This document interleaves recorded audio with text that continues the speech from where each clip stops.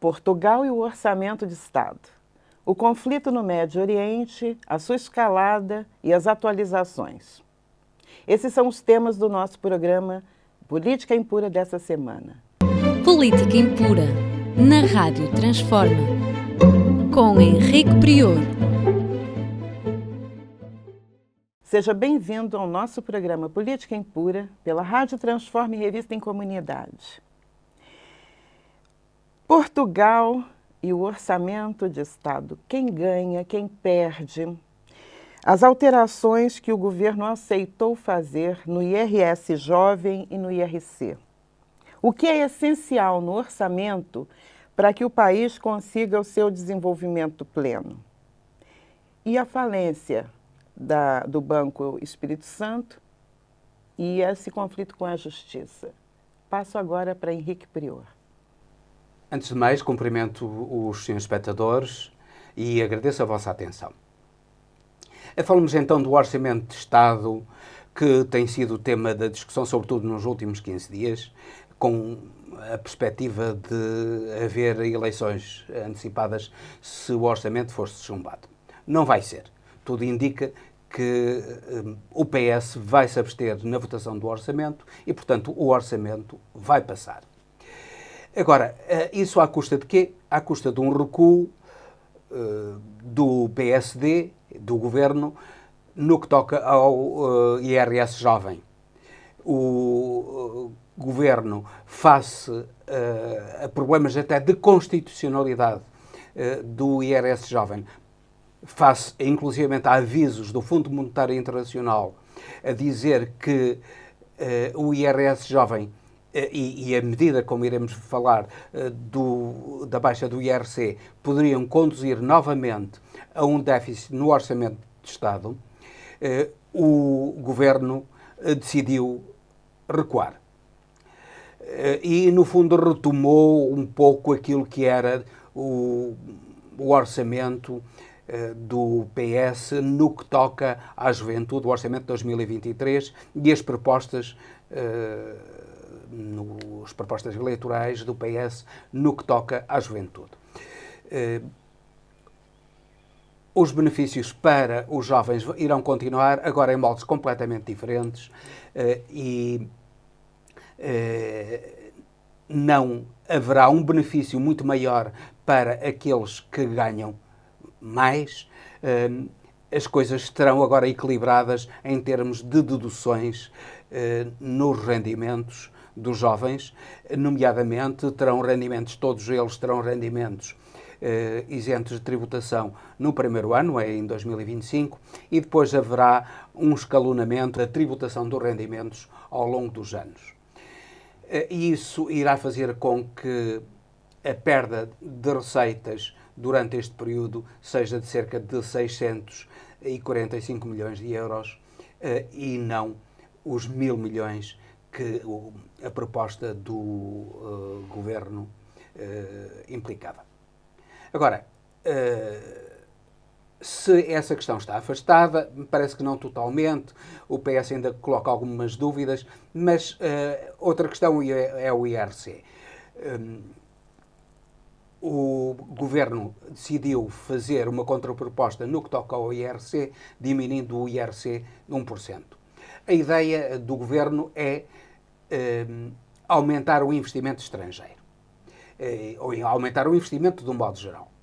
Ora, se o aumento do investimento por parte das empresas, nomeadamente do investimento estrangeiro, inclusivamente, é importante, a verdade é que não é uma diminuição de 2% ou 1% do IRC que vai fazer aumentar o investimento, quer nacional, quer estrangeiro, em Portugal. Porque há inúmeras questões antes dessa pequena diminuição de 2% ou de 1% que importa equacionar. Desde logo, face à instabilidade mundial, os investidores procuram lugares onde haja estabilidade. E Portugal é um país de estabilidade e já o tem demonstrado nos últimos anos. Tanto assim que, desde 2019 até agora 2024, o investimento estrangeiro em Portugal tem aumentado 4,5% em média ao ano. É um aumento notável. E Portugal é dos países da União Europeia que mais investimento estrangeiro recebe. Só tem, eu creio que é o 5º país da União Europeia que mais investimento estrangeiro recebe. Isto demonstra a confiança que os estrangeiros estão a ter na economia portuguesa. Mesmo com taxas de imposto sobre as empresas relativamente elevadas. Não tão elevadas como noutros países, convém que se diga, porque nós não temos taxas, nós estamos abaixo da média da União Europeia no que toca a taxas de imposto sobre as empresas. Não estamos acima. E estamos também acima da média da União Europeia no que toca à captação de investimento estrangeiro, como dizer. Portanto, a ideia de que é uma forma de captar o investimento estrangeiro e aumentar o investimento nacional não é. Até porque o investimento nacional, por exemplo, e o investimento estrangeiro dependem muito das expectativas de exportação e se as perspectivas forem baixas, embora haja estabilidade no país, a verdade é que haverá menos propensão ao investimento, quer estrangeiro, quer nacional. Portanto, há imensas variantes que implicam o aumento ou não do investimento estrangeiro. Agora, o que o PS tem falado e que é importante que o país perceba é que não é uma diminuição das taxas do IRC que deve ser facilitada de um modo genérico. O país precisa de investimentos direcionados. Primeiro, o investimento para a transição digital. A transição digital é, em qualquer parte do mundo, o motor do desenvolvimento das nações atualmente. Depois, a transição energética. Portugal continua a ser dependente de energias tradicionais, nomeadamente o petróleo e o gás, e é importante que Portugal deixe de depender dessas energias. A transição energética é também essencial. Finalmente, e muito importante, porque o país está a ver-se a braços com um grave problema habitacional nos grandes centros, particularmente em Lisboa e no Porto, e de modo geral, nas cidades e nas vilas e até nas aldeias do litoral. Ora, é importante que haja benefícios fiscais, nomeadamente para os investidores privados que queiram construir habitações a custos controlados, habitações que sejam acessíveis às classes mais baixas e às classes médias, que é coisa que não está a suceder neste momento em Portugal. Lisboa está a ter um problema de habitação gravíssimo e lembre-se que a construção civil é um grande motor da economia. É das atividades económicas que mais efeito multiplicador da economia tem.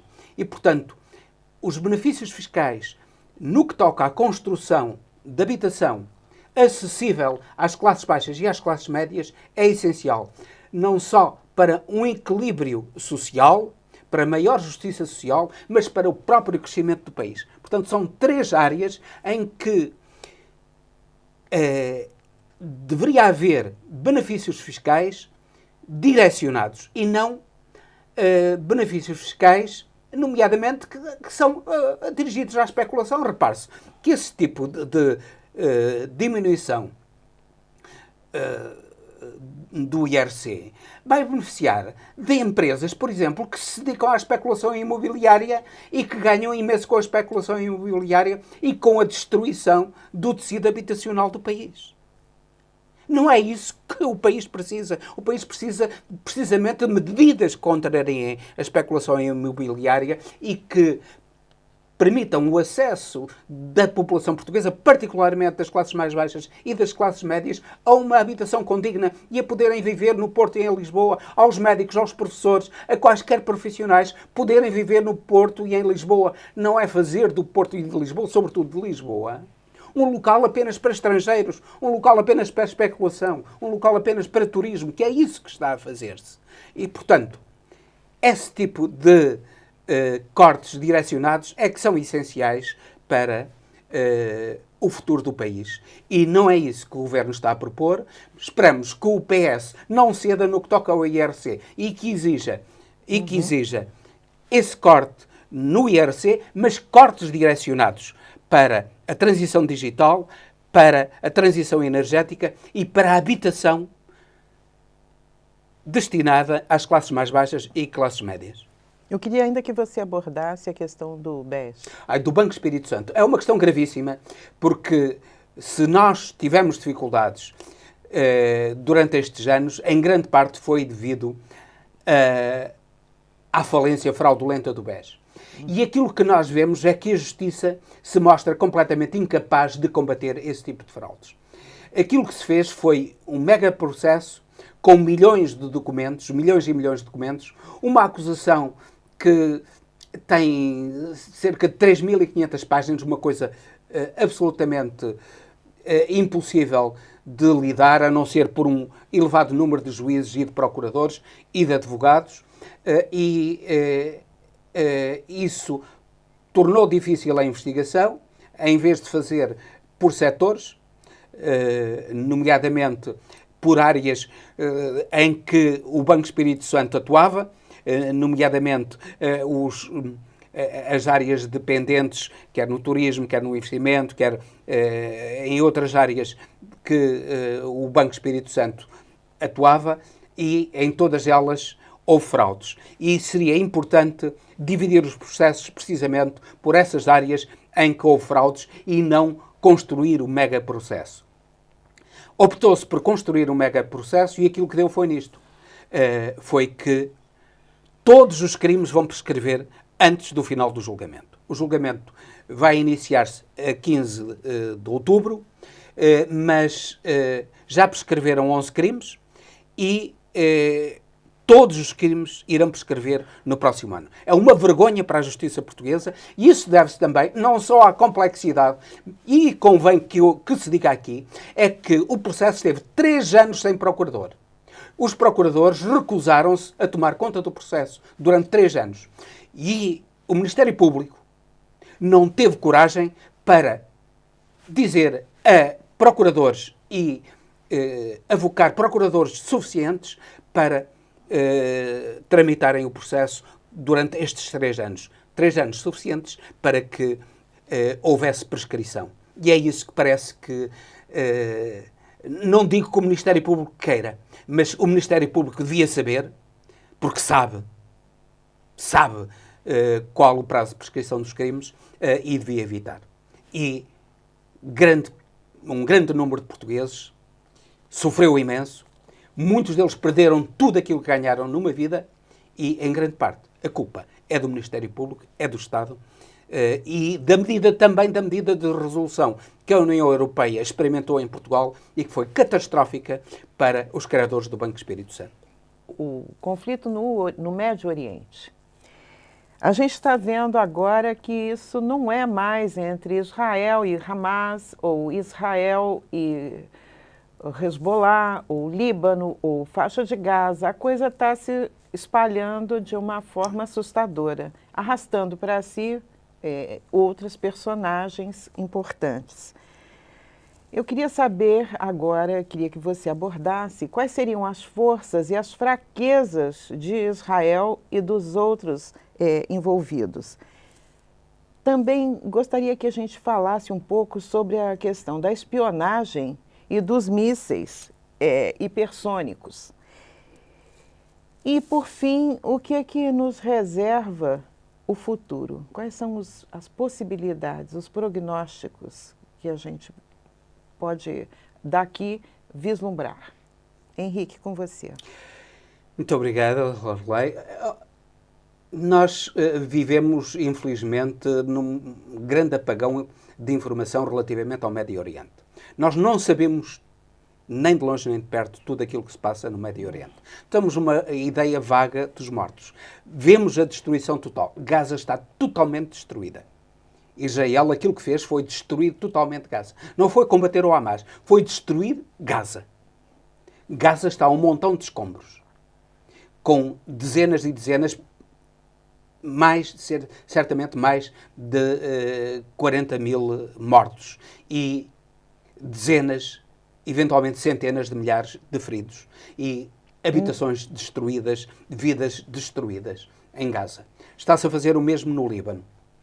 E Israel pensou que poderia ele próprio construir um grande Israel que envolvesse toda a Palestina, nomeadamente a Cisjordânia e a faixa de Gaza, acabando de uma vez por todas com a veleidade de um Estado palestiniano defendido, nomeadamente, pelas Nações Unidas e pela generalidade dos países, até pelos Estados Unidos da América, o grande aliado de Israel. Agora, o objetivo de Netanyahu e do seu governo era acabar com a possibilidade de um Estado palestiniano. Para isso, ele percebeu agora que não bastava acabar com Hamas. Estou convencido que o 7 de outubro, que iremos agora atingir um ano, foi uma operação calculada pelo próprio Israel, através de agentes provocadores infiltrados para provocar uma guerra que destruísse o Hamas, posteriormente o Hezbollah e depois o Irão, que era o grande adversário de Israel no Médio Oriente. Ora bem, Israel está a conseguir esse objetivo? Pensamos que não. Porque Israel não estava preparado para uma guerra tão prolongada. E não estava preparado, desde logo, economicamente. Vejamos, por exemplo, neste momento, a dívida pública de Israel está a ser vendida ao nível do lixo. Lixo. A dívida pública de Israel está a ser vendida ao nível do lixo. Em termos de energia, Israel era um país ainda atrasado. Continuava dependente do gás natural e dependente do carvão. Agora, o gás natural que era fornecido, nomeadamente por países do Médio Oriente, está a ser cortado. Também Israel tinha gás natural, mas não é suficiente para as suas necessidades. E, por exemplo, o carvão, a Bolívia, que fornecia carvão a Israel, já cortou o fornecimento de carvão devido às políticas genocidas que Netanyahu tem levado a cabo, e outros fornecedores de carvão são a África do Sul e a Rússia cortaram também, a África do Sul cortou já também o fornecimento de carvão. Portanto, a economia israelita está num impasse enorme. Já 60 mil empresas faliram. O porto de Eilat está falido.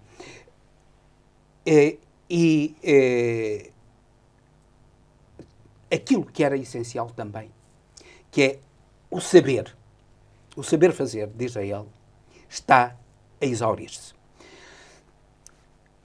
A economia de Israel depende de cerca de 300 mil pessoas. Cerca de 300 mil pessoas que são entre técnicos de informática, gestores de empresas, professores, particularmente professores universitários, investigadores, funcionários públicos, cerca de 300 mil pessoas de topo, são eles que dirigem e mantêm em funcionamento a economia de Israel. Ora, essa gente está a emigrar. Fala-se da fuga de habitantes de Gaza, do Líbano, da Síria, mas não se fala da fuga de, inclusive, de cérebros de Israel, que estão com medo daquilo que se está a passar em Israel e com medo daquilo que vem a suceder no futuro, muito pior do que aquilo que se está a passar. Vem uma insegurança total em Israel e não vem o país capaz de alcançar a paz e a estabilidade, porque tem um governo de doidos, de aventureiros, de criminosos, que não só estão a destruir os seus vizinhos, os palestinianos, mas estão a destruir o próprio povo de Israel. Eles percebem disso e, neste momento, está a haver uma autêntica sangria de quadros judaicos de Israel. E isso é o principal problema que Israel está a sofrer. Israel não pode aguentar esta guerra muito tempo. Está a lançar as suas forças contra o Hezbollah, a fazer uma autêntica guerra de terra queimada que está a perder no próprio Líbano. Israel ainda não conseguiu verdadeiramente avançar dentro do Líbano. Está ali junto da fronteira, mas os soldados que têm avançado estão sujeitos a emboscadas que não conseguem evitar, e muitos soldados mortos. Israel fala em 8 soldados mortos, mas, ao que parece, não serão 8, serão mais de 80. E dentro do próprio Israel, já o terrorismo está a matar gente, como se viu, 8 pessoas, 9 pessoas, em atentados terroristas, nomeadamente no metropolitano em Tel Aviv. Portanto, é algo que Israel não pode suportar muito tempo. E, sobretudo, viu-se agora a fraqueza de Israel no que toca ao confronto com o Irão. O Irão dispõe de algo que Israel não dispõe, nem os Estados Unidos dispõem para lhe fornecer, que são os mísseis hipersónicos. Isto é, mísseis que ultrapassam 5 vezes a velocidade do som. O Irão lançou mísseis hipersónicos sobre Israel, não atingiu zonas residenciais propositadamente, atingiu áreas importantes, nem sequer áreas económicas muito importantes, atingiu sobretudo áreas militares, nomeadamente a sede da Mossad e vários aeroportos militares de Israel. Israel diz que não sofreu perdas de aviões. Não é verdade, não será verdade.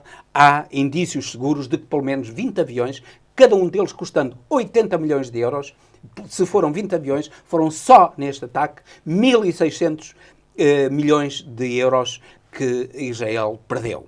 E, portanto, uma boa parte da sua força aérea, F-35, são os aviões mais avançados que Israel dispõe, foram destruídos. Israel não pode lançar já mísseis sobre o Irão, porque os que pode lançar de Israel não têm um alcance que Israel pretende, e os que Israel pode lançar através de aviões que se aproximem do Irão, esses aviões serão revistos pelo Irão muito antes de alcançarem o país, e certamente que o Irão irá acionar o seu sistema de defesa e, portanto, destruir esses aviões. Repare-se, só há 4 países que dispõem de mísseis hipersónicos. A Rússia, em primeiro lugar, depois os Estados Unidos não, depois a China, depois a Coreia do Norte e o Irão também. O Irão lançou mísseis que ultrapassam entre 12 a 16 vezes a velocidade do som. Isto é, ultrapassa entre 12 a 16 vezes 1.200 km por hora. Portanto, vemos a rapidez com que os mísseis chegam a Israel. O sistema de defesa de Israel, nomeadamente o mais importante, a funda de David, não a cúpula de ferro, o Iron Dome, não a cúpula de ferro, mas a funda de David, não são, ou o Arrow 3, não são capazes de destruir esses mísseis, porque esses mísseis não têm uma trajetória definida. Esses mísseis podem mudar de um instante para o outro a trajetória. Israel não tem capacidade de destruir esses mísseis, portanto, Israel está altamente fragilizado, quer na economia, quer na sua capacidade militar. Agora, o que Israel tem, inquestionavelmente, é vantagens enormes no que toca à espionagem. Repare-se, há cerca de 2 anos foi desmantelada uma rede de espionagem no Irão. Essa rede de espionagem tinha sido criada pelo governo iraniano com o objetivo de fazer contra-espionagem, isto é, detectar dentro da espionagem normal, do sistema de informação normal do Irão, os espiões que trabalhavam para Israel. Ora, nesse serviço especial de contra-espionagem, diretor desse serviço e 20 funcionários, pelo menos 20 funcionários desse serviço especial de contra-informação eram espiões ao serviço de Israel. Foi algo absolutamente extraordinário. E a Mossad conseguiu este triunfo enormíssimo contra o Hezbollah, matando Nasrallah. Há notícias de que poderá ter morto também o sucessor de Nasrallah. Vamos a ver o que é que vai suceder, mas a verdade é que os serviços de informação de Israel têm demonstrado uma eficiência enorme. Agora, também estão sujeitos a ataques informáticos e o Irão está com esses ataques informáticos. Agora, o Irão também tem essa vantagem, é um país muito grande, mas ainda não terá capacidade nuclear. E Israel tem capacidade nuclear. E, portanto, num ato de desespero, num ato de loucura, Netanyahu e os seus ministros, um deles já veio dizer que Israel devia usar as suas armas nucleares, eles poderão usar a arma nuclear para atacar o Irão. Esperamos que não façam. Certamente que os Estados Unidos não irão permitir, apesar de tudo, porque, no fundo, isso iria implicar um conflito nuclear, eventualmente a nível mundial, o que seria a destruição da própria humanidade e a destruição não só de todo o Israel, mas de grande parte do mundo. Só os Estados Unidos poderiam parar? Só os Estados Unidos podem parar esta loucura. E não vão. No fundo, Biden está a preparar com Netanyahu a resposta ao ataque do Irão, mas essa resposta irá ser contida, porque a contra-resposta do Irão poderá ser gravíssima para Israel. E não só, né? Não só, mas gravíssima para Israel. Mas repare-se que, neste momento, não é só o Hamas em Gaza, na Cisjordânia, no Líbano, é também a Síria e também o Iraque, que, para além, obviamente, do Irão, que estão metidos neste conflito. É uma guerra já não na Palestina, não é um conflito palestiniano, é um conflito no Médio Oriente que ameaça agravar-se se este governo genocida e doido, porque é simultaneamente genocida e doido de Israel, não for parado. Então a gente não tem uma perspectiva de encerramento desse conflito em prazo curto? Não temos, porque não vai ser fácil negociar. Mas as negociações estão a caminho e o conflito vai ter um fim também não muito longo, porque Israel não aguentará outro ano de conflito. A economia de Israel, como disse, está de rastros e não aguentará outro ano de conflito. Bom, no próximo programa nós vamos ter uma novidade. Um capítulozinho de reflexão e convite ao debate. O que está no seu horizonte, Henrique, para esse capítulo específico do programa? Era importante também neste programa defenderem-se ideias, pensamentos, analisar-se o debate de ideias e de factos que estão relacionados com as ideias a nível mundial. E eu, no próximo programa, gostaria de falar particularmente da Alemanha. A Alemanha está a ter um fenómeno muito importante, que é a ascensão da extrema-direita, da AfD, Alliance für Deutschland, e também de uma esquerda estranha,